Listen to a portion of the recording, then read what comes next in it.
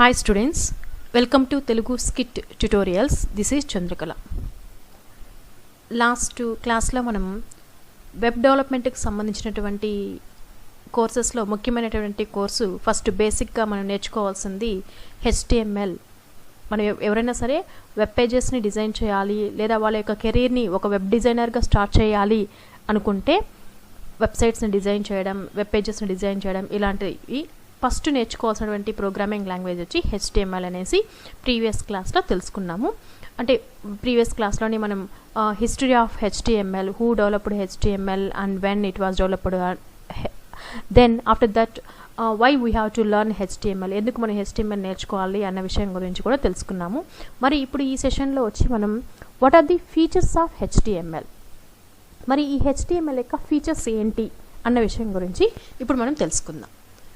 ఇక్కడైతే నేను ఆల్రెడీ ఆ పాయింట్స్ని ఇక్కడ టైప్ చేసి పెట్టాను, ఎందుకంటే మళ్ళీ టైప్ చేస్తూ ఉన్నప్పుడు మనకి టైం ఎక్కువ అవుతుంది, టైం వేస్ట్ అవుతుంది అనేసి వీటిని ఇలాగే నేను ఎక్స్ప్లెయిన్ చేస్తాను. యాక్చువల్గా అయితే నాకు ఈ బోర్డ్ మీద ఎక్స్ప్లెయిన్ చేయడం అంటే చాలా ఇష్టము, కానీ కొన్ని కారణాల చేత నేను బోర్డ్ మీద ఎక్స్ప్లెయిన్ యూస్ చేయకుండా ఇలాగే నేను స్క్రీన్ మీదే మీకు ఎక్స్ప్లెయిన్ చేస్తున్నాను. Features of HTML. First one is easy and simple language.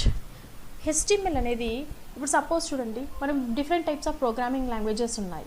C++, Java, ఇట్లా మామూలుగా మనం ప్రోగ్రామింగ్ సైడ్ నేర్చుకునేటప్పుడు అవి నేర్చుకునేటప్పుడు అక్కడ చాలా రూల్స్ అండ్ రెగ్యులేషన్స్ ఉంటాయి, కొంచెం కష్టంగా ఉంటుంది. ఎక్కడ ఏ సింటాక్సెస్ ఎలా యూస్ చేయాలి, ఎక్కడ క్యాపిటల్స్ యూస్ చేయాలి, ఎక్కడ స్మాల్స్ యూస్ చేయాలి, ఆ సింటాక్స్ రూల్స్ అన్నీ కూడా ఫాలో అవుతూ మనం ఆ ప్రోగ్రామ్స్ని రాయాల్సి ఉంటుంది. వాళ్ళు చెప్పినటువంటి ఆ రూల్స్లో ఏ ఒక్క రూల్ని మనం అధిగమించిన ఆ ప్రోగ్రామ్ అనేది ఎగ్జిక్యూట్ కాదు, ఎర్రర్స్ అనేటివి డిస్ప్లే చేస్తుంది. కానీ HTML అలా కాదు, it is very easy and simple language. చిన్నపిల్లలు కూడా అంటే కొద్దిగా ఇంగ్లీష్ రాయడము తెలిసినటువంటి పిల్లలు కూడా సరే, అలాంటి వ్యక్తులు కూడా ఒక 4th క్లాస్ 5th క్లాస్ అలాంటి స్టూడెంట్స్ అయినా కూడా సరే HTML లాంగ్వేజ్ని ఈజీగా అర్థం చేసుకొని వాళ్ళు కూడా ఏదన్నా సరే ప్రోగ్రామ్స్ రాయగలరు, వెబ్ పేజెస్ని డిజైన్ చేసుకునేదానికి పాసిబిలిటీ ఉంటుంది. అంటే it is very easy and very simple language for learning and which is used for developing web pages. Web పేజెస్ని డెవలప్ చేయడానికి ఉపయోగించే లాంగ్వేజెస్లో బేసిక్గా ఉపయోగించే ఈ HTML అనేది చాలా చాలా సింపుల్ లాంగ్వేజ్, ఈజీగా కూడా ఉంటుంది నేర్చుకోవడం, కాంప్లికేటెడ్గా ఏమీ ఉండదు. ఎలా ఉంటుందనేది మనం చూసి తెలుసుకుందాం, నేర్చుకుందాం. And it is easily understood and modified. అంతేకాకుండా ఇక్కడ మనం ఈజీగా ఎలిమెంట్స్, ఆ వెబ్ పేజెస్ని డిజైన్ చేసేటప్పుడు ఏ ఎలిమెంట్స్ని యూస్ చేస్తున్నారు, ఏమేమి ట్యాగ్స్ యూస్ చేస్తున్నారు, ఏ ట్యాగ్ ఎందుకు యూజ్ అవుతుంది అనేది మనకి ఈజీగా అర్థమవుతుంది. ఎలా అంటే సపోజ్ మనం ఏదైనా ఒక వెబ్ పేజ్ని డిజైన్ చేస్తున్నాం అనుకోండి, ఒక వెబ్ పేజ్ని డిజైన్ చేసేటప్పుడు ఆ వెబ్ పేజ్లో ఏదైనా సమ్ టెక్స్ట్కి నాకు బోల్డ్ ఫార్మాట్ అంటే థిక్నెస్ కావాలి, బోల్డ్ ఫార్మాట్, లేదా ఇటాలిక్ మోడల్ ఫాంట్ కావాలి, లేదా టెక్స్ట్ విత్ అండర్లైన్ కావాలి. ఇలాంటివన్నీ కూడా మనం ఆల్రెడీ మీకు కానీ కంప్యూటర్ బేసిక్స్ కానీ అవగాహన ఉంటే మన MS వర్డ్ వాటిలో అయితే మనం ఏదైనా సమ్ టెక్స్ట్ని మనకు బోల్డ్, ఇటాలిక్, అండర్లైన్స్, లేకపోతే డిఫరెంట్ కలర్స్, ఫాంట్ మోడల్స్ ఇవన్నీ ఏదైనా కావాలంటే అక్కడ మనకి ఫార్మాటింగ్స్ ఉంటాయి. ఫాంట్లోకి వెళ్ళేసి మనకి కావాల్సిన ఫార్మాటింగ్స్ అప్లై చేసుకుంటాం. సేమ్ అదేవిధంగా ఇక్కడ కూడా మనము HTML వెబ్ పేజెస్ని డిజైన్ చేసేటప్పుడు ఇలాంటి ఆప్షన్స్, ఇలాంటి ఫార్మాటింగ్స్ అన్నింటినీ కూడా అప్లై చేయడానికి రకరకాల ట్యాగ్స్ ఉన్నాయి. అంటే మనం HTMLలో ఉపయోగించేటువంటి పదజాలాన్ని ఏమంటారంటే ట్యాగ్స్ అంటారు. ఈ ట్యాగ్ అంటే ఏమి అనేది నెక్స్ట్ క్లాస్లో చెప్తాను. అవి మనం బోల్డ్ అనుకోండి, ఆ బోల్డ్ అనే దాన్ని ఏదైనా మనం టెక్స్ట్ని బోల్డ్గా స్పెసిఫై చేయాలంటే సింపుల్గా దానికి B అనే ట్యాగ్ని యూస్ చేస్తారు. B అంటే ట్యాగ్ అంటే an element which has been placed between less than and greater than symbol. HTMLలో మనం ఏదైనా ఒక ఎలిమెంట్ని లెస్ దెన్ గ్రేటర్ దెన్ సింబల్లో ఇలా రాస్తే దాన్ని ట్యాగ్ అనేసి అంటారు. అదేవిధంగా ఇటాలిక్కి I, అండర్లైన్కి U, అలాగే సింపుల్ ట్యాగ్స్ ఉంటాయి. వాటిని ఈజీగా అర్థం చేసుకోవచ్చు. This tag is used for so and so purpose, ఈ ట్యాగ్ ఈ పర్పస్ కోసం యూజ్ అవుతుందా అనేసి అర్థం చేసుకోవచ్చు.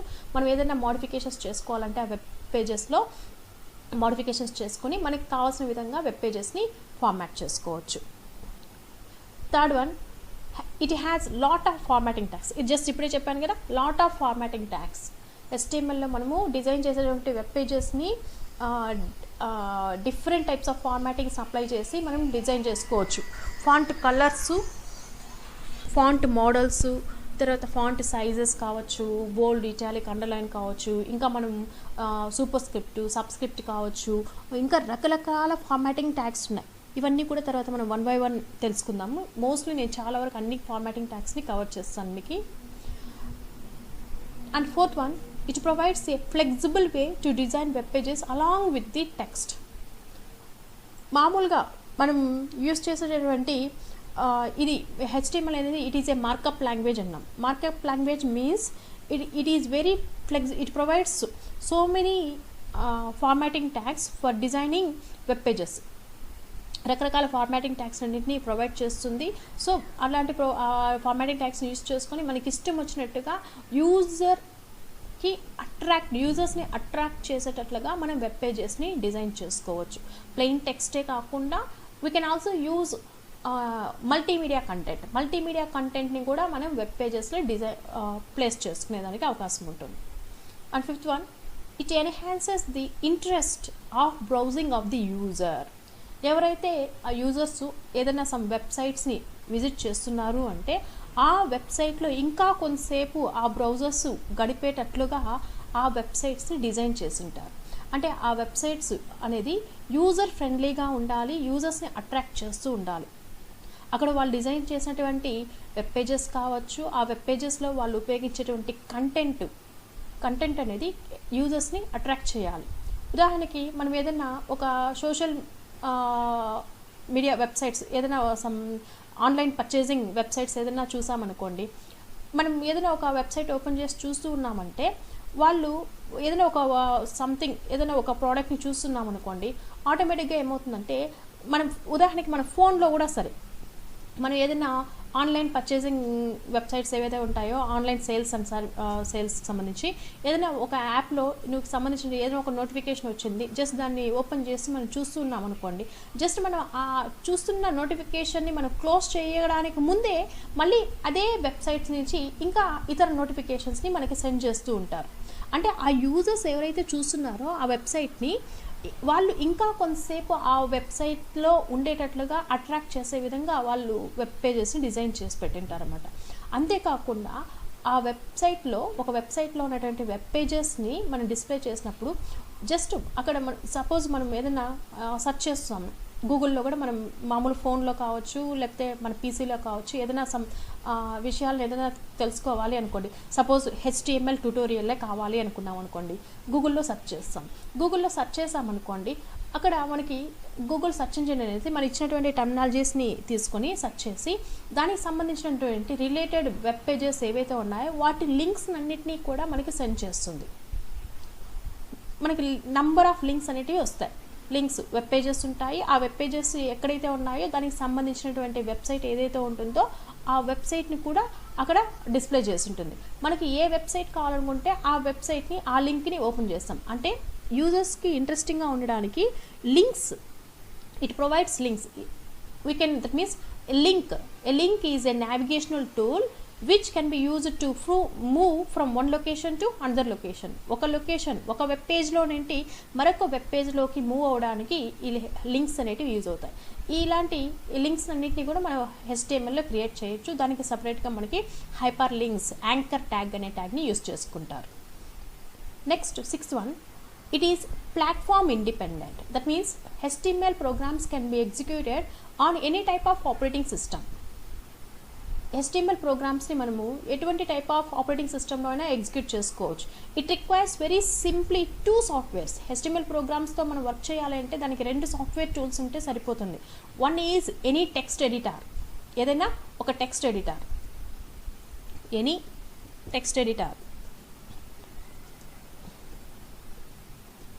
ఏదైనా ఒక text editor. And another one is browser, any browser. Text editor like ఇప్పుడు నేను ప్రజెంట్ మీకు చెప్పేదానికి కూడా లెసన్ నేను ఇక్కడ నోట్ప్యాడ్ యూస్ చేస్తున్నాను. Notepad is a simple text editor which has been provided by Windows operating system. Windows operating system మనం install చేసుకున్నప్పుడు ఇన్బిల్ట్గా మనకు నోట్ప్యాడ్ అనే టెక్స్ట్ ఎడిటర్ అనేది వస్తుంది. ఇలా సింపుల్ టెక్స్ట్ ఎడిటర్ ఉంటే చాలు. దీంట్లో మనం HTML ప్రోగ్రామ్స్ని రాసి తర్వాత వాటిని ప్రాపర్గా సేవ్ చేసుకొని తర్వాత ఆ HTML పేజ్ ప్రోగ్రామ్ ఏదైతే రాసినామో దాన్ని వెబ్ పేజ్లోకి కన్వర్ట్ చేసుకోవాలి అంటే then we require a browser, any web browser, ఏదైనా వెబ్ బ్రౌజర్, అది ఇంటర్నెట్ ఎక్స్ప్లోరర్ కావచ్చు, మోజిలా కావచ్చు, లేదా నెట్స్కేప్ నావిగేటర్ కావచ్చు, క్రోమ్ కావచ్చు, ఏదైనా సరే ఏదైనా ఒక వెబ్ బ్రౌజర్ ఉంటే చాలు, ఈ 2 సాఫ్ట్వేర్ టూల్స్ ఉంటే చాలు మనం ఈజీగా HTML ప్రోగ్రామ్స్తో వర్క్ చేసుకోవచ్చు. That means HTML programs are platform independent. That means they can be executed on Windows operating system, Linux operating system or Macintosh operating system. ఎటువంటి నువ్వు ఒక ప్రోగ్రామ్ డిజైన్ చేసుకున్నావు అంటే ఆ ప్రోగ్రామ్ని మనం ఏ టైప్ ఆఫ్ ఆపరేటింగ్ సిస్టంలో అయినా సరే ఎగ్జిక్యూట్ చేసుకోవచ్చు. Next one is we can add multimedia content to web pages. Already చెప్పినాం, మనము వెబ్ పేజెస్ని డిజైన్ చేసేటప్పుడు ఉత్త ప్లెయిన్ టెక్స్టే కాకుండా మల్టీమీడియా కంటెంట్ని కూడా యాడ్ చేసుకోవచ్చు వెబ్ పేజెస్లోకి. మల్టీమీడియా కంటెంట్ మీన్స్ ఆడియో లేదా వీడియో లేదా ఇమేజెస్ ఇలాంటివి ఏవైనా సరే మనము ఆ డాక్యుమెంట్ వెబ్ పేజెస్లో డిస్ప్లే చేసుకోవచ్చు. అలా డిజైన్ చేసామనుకోండి then those web pages are going to be more attractive, చాలా ఇంకా అట్రాక్టివ్గా ఉంటాయి. ఉదాహరణకి మనము ఇప్పుడు సపోజ్ అమెజాన్ కానీ ఫ్లిప్కార్ట్ కానీ ఇలాంటివి ఏదైనా వెబ్సైట్స్ ఓపెన్ చేసామనుకోండి, అక్కడ మనం ఏదైనా ఒక ప్రోడక్ట్ని సెర్చ్ చేసామనుకోండి, ఏదైనా ప్రోడక్ట్ ఏదో క్లోతింగ్ సంబంధించి ఏదైనా అనుకుందాం, అలా సెర్చ్ చేసినప్పుడు ఆ క్లోత్స్ ఎలా ఉంటాయి, దాంట్లో కలర్ ఎలా ఉంటుంది, ఎలా ఉంటాయి ప్యాటర్న్స్, అది మనకి ఇమేజ్ అనేది అక్కడ డిస్ప్లే అయి ఉంటేనే కదా మనకు తెలుస్తుంది, ఓహో ఇలా ఉంటుంది, ఈ కలర్ ఎలా ఉంది, దాని మీద ప్యాటర్న్స్ ఎలా ఉన్నాయి, లేకపోతే ఇలా ఉంది ఆ ప్రోడక్ట్ అని చూసి తర్వాత మనం పర్చేస్ చేయాలన్నా లేదా లేకపోతే దానికి సంబంధించిన ఫీచర్స్ అన్నీ కూడా ఆ వెబ్ పేజ్లో డిస్ప్లే చేసి ఉంటారు, అవన్నీ కూడా చెక్ చేసి తర్వాత పర్చేస్ చేయాలా లేదా అని నిర్ణయించుకుంటాం. అక్కడ ఆ ప్రోడక్ట్కి సంబంధించిన ఇమేజ్ అనేది డిస్ప్లే చేయకుండా జస్ట్ ఫీచర్స్ని మాత్రమే డిస్ప్లే చేశారనుకోండి, ఆ ప్రోడక్ట్ ఎలా ఉంటుందో మనం చూడకుండా దాన్ని ఎలా పర్చేస్ చేసుకోగలం అంటే ఖచ్చితంగా మనకు అక్కడ ఇమేజెస్ లేదా మల్టీమీడియా కంటెంట్ ఆబ్జెక్ట్స్ అనేటివి ఖచ్చితంగా ఉండాలి. ఆ విధంగా ఉండేటట్లుగా వెబ్ పేజెస్ని మనం HTML యొక్క సహాయంతో డిజైన్ చేసుకోవచ్చు. And it is not case sensitive. ఇక్కడ మనం HTML ఇంతకుముందే చెప్పాను, C++, జావా ఇట్లా ప్రోగ్రామింగ్ లాంగ్వేజెస్ తీసుకున్నాం అనుకోండి, అక్కడ కొన్ని రూల్స్ ఉంటాయి మనకి. ఎక్కడ స్మాల్ లెటర్స్ యూజ్ చేయాలో అక్కడ స్మాల్ సే యూజ్ చేయాలి, ఎక్కడ క్యాపిటల్ లెటర్స్ యూజ్ చేయాలో అక్కడ క్యాపిటల్ లెటర్స్ యూజ్ చేయాలి. కానీ ఇక్కడ HTML అనేది it is not case sensitive. అంటే HTMLలో మనం ప్రోగ్రామ్స్ రాసేటప్పుడు we can use either upper case or lower case, మన ఇష్టం. లోయర్ కేస్ అన్న యూజ్ చేసుకో, or we can use both, రెండు కలిపి కూడా యూజ్ చేసుకోవచ్చు మనం HTML దగ్గర. అంటే బేసిక్ HTML దగ్గర మనం అప్పర్ కేస్ కానీ లోయర్ కేస్ కానీ లేదా రెండు కలిపి అయినా సరే యూజ్ చేసుకోవచ్చు, ప్రాబ్లం లేదు. తర్వాత మళ్ళీ CSS లేదా జావా స్క్రిప్ట్ ఇక్కడికి వెళ్ళేటప్పటికి కొద్దిగా కొన్ని సింటాక్స్ రూల్స్ని ఫాలో అవ్వాల్సి ఉంటుంది, అక్కడ కొద్దిగా మారుతుంది. కానీ ఇక్కడ మనం ప్రజెంట్ అయితే బేసిక్ HTML గురించి నేర్చుకుంటున్నాం కాబట్టి ఇక్కడైతే it is not case sensitive. That means when we are developing web pages, when we are writing programs, we can use either uppercase letters or lowercase letters. Okay, these are some of the features of HTML కి సంబంధించినటువంటి కొన్ని features ఇవి.